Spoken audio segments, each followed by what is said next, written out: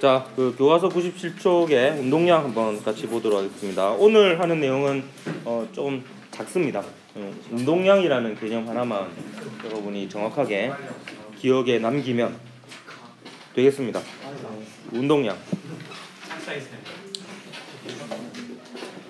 운동의 양입니다. 예, 운동의 양. 운동의 양이고요. 네. 이 운동이라고 하는 것은 물리에서는 뭐가 운동이라 했죠? 뭐가 바뀌는 게 상태가 이제 움직이는 거죠. 움직이는 거라는 게 이제 결국에 위치가 바뀌는 게 운동입니다. 위치가 바뀌면 운동하는 거예요. 이때 그 물체 운동을 나타내는 물리량이라 이렇게 볼 수 있는데 특히 언제 쓰냐면은 운동량이라는 개념하고 다음 시간에 배울 충격량이라는 개념은 물체와 물체 사이의 충돌을 다룰 때 이 물리량을 씁니다. 왜냐하면 그 충돌을 다룰 때 이 물리량을 이용해서 설명을 하면 좀 설명하기가 용이한 경우가 많습니다. 그래서 이제 새로운 개념을 배우게 될 텐데 일단 운동하는 물체가 다른 물체하고 충돌을 하면 결국에는 그 물체에 힘을 가하게 됩니다. 충돌하는 동안에는. 이제 충돌이 끝나고 떨어져 버리면 이제 힘을 가하지 않는데 맞닿아 있으면서 충돌하는 동안에는 물체에 힘을 가하게 되고요. 따라서 충돌을 하면 물체에 무엇이 바뀌게 됩니다. 모양이 바뀔 수도 있고요. 그리고 힘이 작용하면 뭐가 바뀌죠? 위치가 바뀔 수도 있는데요. 제가 물리를 하면 요거 하나 되게 강조했었죠. 힘을 주면 뭐가 바뀐다? 운동량. 속도. 속도가 바뀝니다. 그걸 운동 상태라고 하기도 하고요. 힘을 주면 모양이 바뀔 수도 있고 운동 상태, 즉 이 속도가 바뀔 수가 있고요. 물론 둘 다 바뀔 수도 있습니다. 모양도 바뀌면서 속도도 바뀌는 이런 일이 일어날 수 있습니다. 다이전 모드 이거 하나는 기억해 주십시오. 힘을 주면 뭐가 바뀐다? 속도가 바뀝니다. 그러면 힘이 0이거나 힘을 작용하는 힘을 다 더했을 때 0이 되면 어떻게 되겠어요? 물체의 운동 상태가 그대로죠. 유지가 됩니다. 정지했던 물체는 계속 정지해 있을 것이고 움직이고 있었던 물체는 계속 움직이게 될 거고요. 요거는 여러분 꼭 기억을 해 주십시오. 그래서 물리를 배웠다라고 하면 요거 하나 정도는 여러분이 기억을 해 줬으면 좋겠습니다. 오늘도 결국에는 그거하고 연관이 있는 거죠. 이런 운동하는 물체가 충돌을 하면서 물체의 모양을 변화시키거나 물체의 운동 상태를 변화시키는 그런 효과의 크기, 충돌할 때 나타나는 효과의 크기를 바로 운동량이라고 합니다.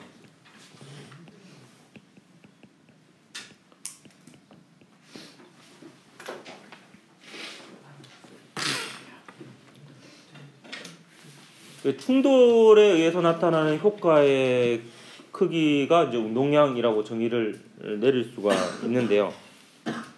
그러니까 이 운동량은 어떤 물리량과 관계가 있는지를 교과서에 있는 해보기 실험을 통해서 해석을 해보도록 하겠습니다. 해보기 실험이지만 해보지 않고 상상을 통해서 예측을 해보도록 하겠습니다. 이거는 사실 여러분이 상식 수준에서 예상을 할 수 있는 부분이기 때문에 충분히 그냥 바로 설명을 하도록 하겠습니다. 자, 첫 번째 두 가지 실험이 있는데 첫 번째 실험은 질량이 다른 물체를 똑같은 높이에서 떨어뜨리는데 그 바닥에는 고무차륵이 있습니다. 고무차륵하고 쇠구슬이 충돌을 하게 되면 고무차륵의 모양이 변하겠죠. 그러면 그 고무차륵의 모양이 변한 정도를 가지고 충돌의 효과, 즉 운동량을 얘기할 수가 있습니다. 자, 질량이 3kg인 쇠구슬하고요, 질량이 1kg인 쇠구슬. 되게 잔인한 실험이네요. 이건 엄청 무겁죠. 이거 잘못해서 발등 지키면은 조퇴할 수 있죠. 요거를 이제 같은 높이에서 떨어뜨리면 자연학화 할 때 배웠을 겁니다. 질량과 관계없죠. 같은 높이에서 떨어뜨린 물체는 질량과 관계없이 바닥에 도달했을 때 속력이 같죠. 같은 높이에서만 떨어뜨리면. 그럼 얘가 바닥에 도달했을 때는 속도는 같습니다. 하지만 질량은 왼쪽이 더 크죠. 그러면 고무차륵 A하고 고무차륵 B 중에서 모양의 변형이 더 많이 일어나는 쪽은 A 쪽이 되겠습니다. 그렇다면 질량이 3kg인 쇠구슬과 질량이 1kg인 쇠구슬 중에서 바닥에 도달했을 때 충돌 직전의 운동량이 누가 더 크다라고 볼 수 있습니까? 3kg짜리 쇠구슬이 운동량이 더 크다 볼 수 있죠. 속도는 같지만. 그래서 질량이 클수록 운동량이 크다 이렇게 볼 수가 있습니다. 여러분 그 체육 시간에 이거는 바로 느껴볼 수 있는 기회가 있는데 축구를 해보면요. 나를 향해서 두 명의 학생이 돌진한다라고 생각을 해보십시오. 한 명은 질량이 큰 아이고요. 다른 한 명은 질량이 작은 아이인데 똑같은 속도로 와서 나랑 충돌을 하면 충돌에 의한 효과는 누가 더 크겠습니까? 질량이 큰 녀석이 달려왔을 때 충돌했을 때가 더 크겠죠. 그 충돌에 의한 효과를 한번 줘봐라. 운동량으로. 불같이 교육이 뻐근났어. A. 오. 아니. 대경이형 같아. 감자 진짜 죽는. 자, 그래서 운동량이 충돌에 의한 효과고 그거는 고무차륵의 모양의 변형으로 우리가 대략적으로 측정을 했으니까 질량이 클수록 운동량이 크다라는 것을 우리가 알 수가 있습니다. 자, 두 번째 실험은요. 이번에는 질량이 같은 동일한 두 쇠구슬을 이번엔 높이가 다르게 해서 떨어뜨립니다. 하나는 상대적으로 높은 곳에서 하나는 낮은 곳에서 떨어뜨리게 되면 바닥에 도달했을 때 속도는 누가 더 크겠습니까? 왼쪽이 더 크겠죠. 왼쪽 두 쇠구슬이. 그러면 고무차륵 C와 고무차륵 D의 변형 정도는 C가 더 크게 되겠죠. 사실 상상으로도 뭐 충분히 예상이 가능하죠. 그럼 질량은 같은데 속도가 다른 경우입니다. 그럼 속도가 클수록 충돌에 의한 효과인 운동량이 더 크다라고 이렇게 볼 수가 있습니다. 그래서 운동량은 질량이 클수록 그리고 속도가 빠를수록 크다 이렇게 볼 수가 있습니다. 자, 요거 같은 경우는 이제 예를 들면은 그 야구공 같은 경우에 빠르게 던지면 빠르게 던질수록 맞으면 아프겠죠. 아프죠. 그리고 그 스크린 야구 혹시 쳐보러 가본 적 있습니까? 스크린 야구나 아니면 그 뭐 이렇게 그냥 야외 이렇게 야구 연습장. 울산에는 울산대 앞에 하나 있던데 실내 야구장 한번 가본 적 있는데 그 거기에 나오는 공이 시속 100km 가까이 되거든요. 100km 넘는 것도 있고. 그게 간혹 가다가 이상하게 날라오는 경우가 있어요. 몸쪽으로. 그래가지고 저도 한번 맞아본 적이 있는데 꽤 아프더라고. 그래서 그 야구 선수들이 이제 그거보다 더 빠르잖아요. 시속 막 140km 이러잖아. 그거 맞으면 진짜 많이 아프겠다라는 생각이 들더라고. 중요 부위에 맞으면. 네, 그냥 뭐 허벅지 이쪽에 맞아가지고. 멍 들은지는 못 봤는데. 하여튼 여러분 그 나중에 스크린 야구장 갈 기회가 생기면 꼭 헬멧을 쓰고 하십시오. 그게 꽤 위험하겠더라고요. 안전보호 다 타고 가야겠다. 근데 저는 간혹 헬멧이 안 들어가는 경우가 헬멧이 작아서겠지. 헬멧이 제일 큰 거 쓰면 되는 거야. 헬멧이 작은 거지. 그렇지. 헬멧이 작은 거지. 그래서 이 질량이 총알 같은 경우도 질량이 작아도 속도가 빨라서 운동량이 큰 경우고요. 그런 일단 질량이 작더라도 속도가 빠르면 운동량이 또 클 수도 있습니다. 충돌에 의한 효과가 클 수 있죠. 그래서 운동량의 크기는 뭐와 뭐의 곱이라고 볼 수 있느냐? 질량과 속도의 곱이다 이렇게 볼 수 있습니다. MB. MB? 너너. 자, M은 mass 질량이 되겠고요. V는 velocity 속도 속도가 되겠습니다. 운동량은 질량과 속도의 곱이다. 이렇게 볼 수가 있겠고요. 참고로 운동량도 그 기호가 있습니다. 주로 쓰는 기호가 운동량은 영어로 모멘텀이거든요. 모멘텀. 그래서 M을 쓰면 근데 질량하고 헷갈려서 P로 씁니다. 물론 그 M을 쓰는 경우도 간혹 있는데 보통은 이제 M을 쓰지는 않고 운동량은 P를 이용해서 표기를 주로 합니다. 운동량은 질량과 속도의 곱이고요. 근데 질량은 방향이 없죠? 여러분 체중이 오른쪽으로 70kg 이러지 않죠? 대각선 방향으로 70kg 이러지 않잖아요? 방향이 없고 속도는 방향이 있습니다. 그래서 운동량은 방향이 있을까요? 없을까요? 있습니다. 속도가 방향이 있으니까. 그래서 운동량의 방향은 결국에 무엇의 방향이냐? 속도의 방향이 결국에 운동량의 방향이 되겠습니다. 그래서 운동량의 방향이 곧 속도의 방향이고 속도의 방향이 곧 운동 방향입니다. 왜냐하면 속도가 위치가 바뀌는 방향이니까 다 같은 방향이다. 운동량의 단위는요 질량과 속도의 곱이니까 이 질량의 단위인 킬로그램에다가 속도의 단위인 미터 퍼 세크를 곱한 겁니다. 이 킬로그램이 이 질량의 단위고요.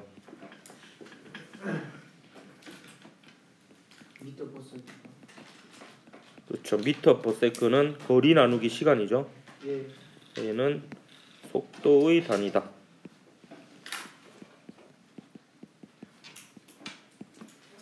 이렇게 볼 수가 있습니다.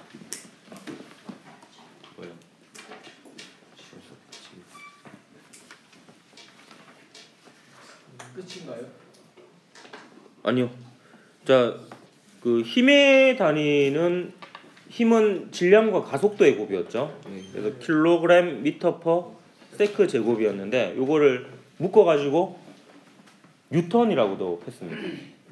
그래서 힘의 단위는 뉴턴이라고 어찌 보면 이렇게 요약한 이런 단위가 있는데 운동량의 단위는 그런 건 없습니다.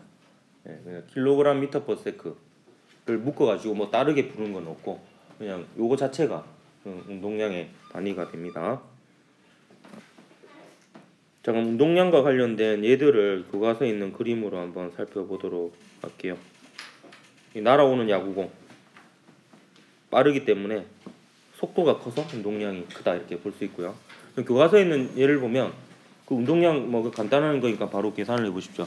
야구공의 질량이 물음이 있어요. 물음 98페이지 가운데 보면 보라색으로 물음 있죠. 질량이 0.15kg인 야구공. 그 야구공이 질량이 한 150g 정도 되나 봐요. 거기에 야구공이 30m/s 속도로 날아가고 있을 때 운동량의 크기는 얼마냐? 어떻게 계산하면 돼요? 0.15 곱하기 30 하고 단위는 킬로그램 미터/s 이렇게 되겠죠? 어렵지 않죠? 운동량은 질량과 속도를 곱하면 됩니다. 그게 운동량입니다. 그게 크면 클수록 충돌했을 때의 충돌에 의한 효과가 이제 크게 나타납니다. 야구공은 질량이 다 똑같으니까 그죠? 결국에 속도가 얼마나 빠르냐가 충돌에 의한 효과를 결정을 짓겠죠.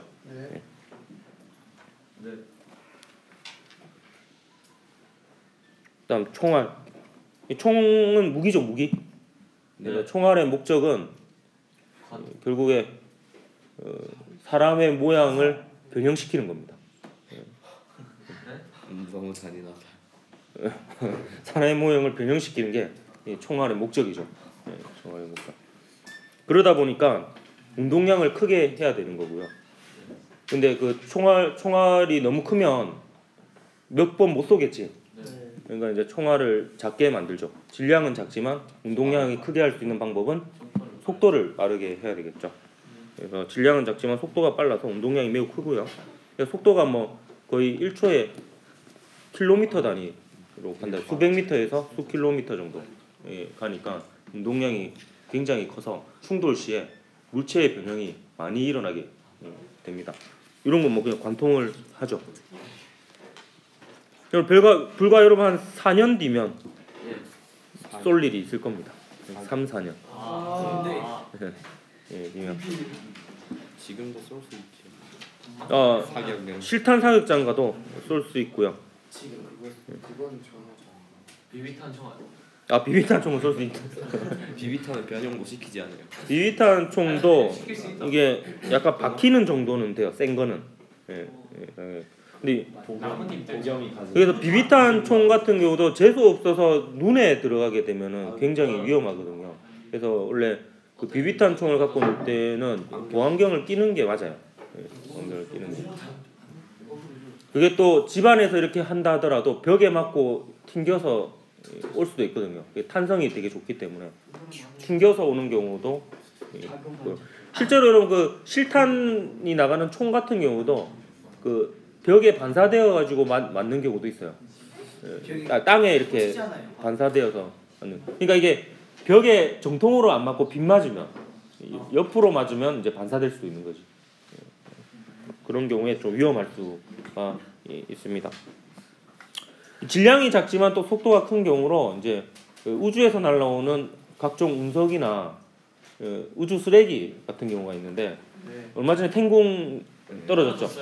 어디에 떨어졌어요? 남대서양 이쪽에 다행히 이제 바다 쪽에 떨어져서 피해가 인명 피해는 없다라고 하던데 제가 그 기사를 보니까 인공위성이 지금 현재 돌고 있는 게 작동하고 있는 게 한 2,000개 정도?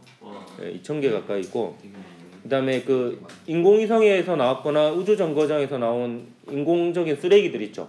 그 쓰레기들이 1cm 이상인 것은 한 50만 개 정도가 있다고 추정이 되고 한 10cm 이상인 것들은 한 그 2만 개 정도 있다라고 해요. 그래서 이거에 대한 이제 앞으로의 문제와 대책이 이제 필요한 시점이다라고 얘기를 하더라고요.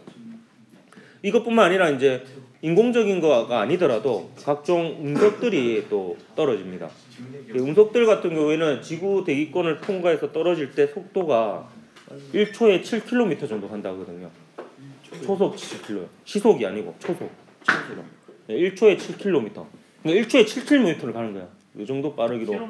7km. 그러니까 이제 운동량이 엄청 크겠죠. 그렇기 때문에 위험해요. 다행히 대기가 있으니까 웬만한 크기의 운석들은 대기와 마찰에 의해서 탑니다.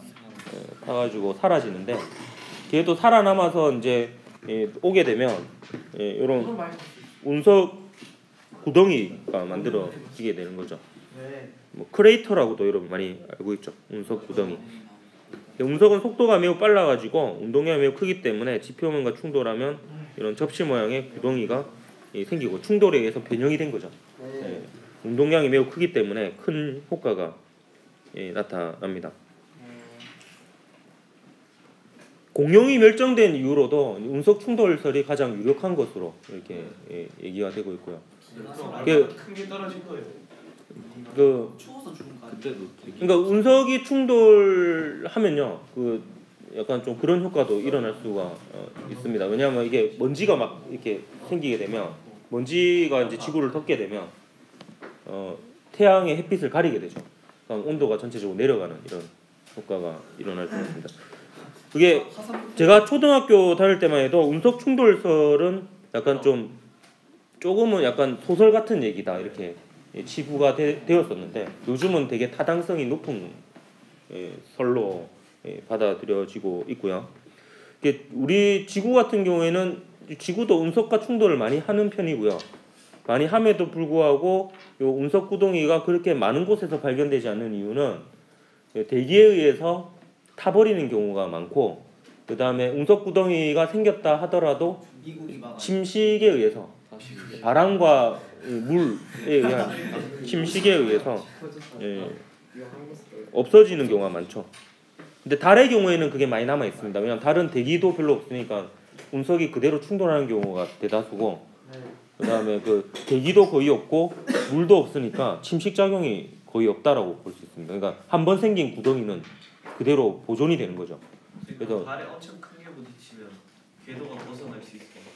뭐 그럴 수는 있겠지만 달 자체도 매우 크기 때문에 웬만큼 큰 게 아니고서는 그게 크게 아마 변화가 없을 겁니다. 운석의 크기하고 달의 크기 혹은 지구의 크기를 비교하면 엄청나게 큰 차이거든요. 예, 그렇기 때문에 그런 큰 변화는 없을 거고, 달 같은 경우에는 크레이터를 쉽게 관측할 수 있는 게 그냥 코스트코에 파는 망원경 정도, 조그만 망원경으로 달을 관측해봐도 운석 구덩이가 매우 많이 관찰이 됩니다. 코스트코 팔아요. 예, 요새 되게 싸더라고. 한 2-30만 원. 예전에 그 정도 성능이면은 제가 어렸을 때만 해도 8-90만 원씩 줘야 됐거든요. 예. 근데 요즘은 망원경 가격이 많이 싸진 것 같더라고. 얘기하려고 하다 까먹은 것 같은데 일단 넘어갑시다. 그다음 기차 같은 경우에는 질량도 크고 속도도 크죠. 그렇기 때문에 운동량이 매우 큽니다. 그렇기 때문에 함부로 충돌을 해서는 안 돼요. 왜냐하면 충돌을 하면 운동량이 크기 때문에 충돌의 효과가 매우 커서 여러분 몸의 변형이 매우 크게 일어나게 되고요. 그럼 되돌을 일으킬 수 없는 변형이 일어나면 세포가 제 기능을 못하게 되고요. 그러면 이제 생명 활동이 정지가 되게 됩니다. 그렇기 때문에 질량이 큰 그리고 속도가 빠른 이 각종 교통 수단들하고의 충돌은 일어나서는 안 되는 일이 되겠죠.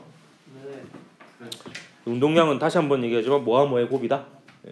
질량과 속도의 곱이고, 그게 크면 클수록 충돌을 했을 때 충돌에 의한 효과가 크게 나타난다. 물체의 모양이 많이 변하거나 혹은 속도가 많이 변한다, 이렇게 볼 수가 있습니다.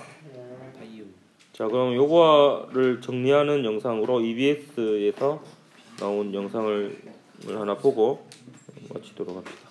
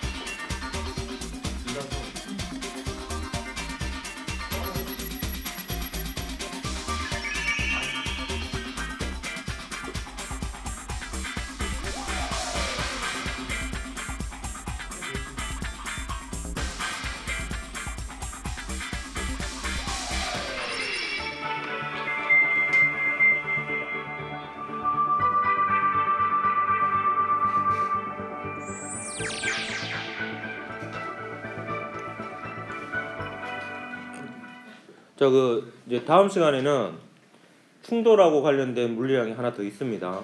충격량이라고 하는 양이 있는데 충격량에 대해서 배울 거고요. 이 충격량은 운동량하고의 관계가 있습니다. 그 충격량과 운동량 사이의 관계에 대해서 얘기를 할 건데 조금 내용이 어려울 수 있습니다. 이 부분은. 그래서 여러분이 오늘 배운 운동량만큼은 좀 잘 기억된 상태에서 다음 시간에 봤으면 좋겠습니다. 운동량이 질량과 속도의 곱이라는 거 잘 기억을 하고 오늘 여기까지 합시다. 수고했습니다.